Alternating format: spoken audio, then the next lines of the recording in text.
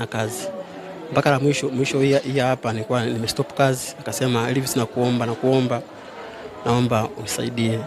Alikuwa yupo lazi, akasema mimi niko lazi nisijue na mtu yote ambao ni wa hakika, lakini wewe tumeshazoeana sana. Kwa hiyo nakuomba unanihudumia, na mimi nikawa nimekubalia. Ulikuwa sio mwajiriwa? Sio mwajiriwa. Ulikuwa unafanya mwenyewe hizi kazi? Sio mwajiriwa wa serikali, ni mwajiriwa wa private. Kwa hiyo naweza nikaomba ruhusa kazini au mwingine wana stop. Akishakuwa sawa hapa nafuu tena naomba sehemu nyingine kufanya kazi.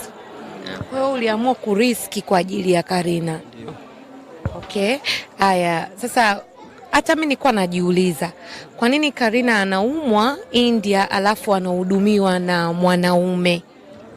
Kwa sababu anataka msaada, sababu kuna vitu vingine naweza nikamsaidia mimi ambavyo sio mpaka hospitalini. Kwa kama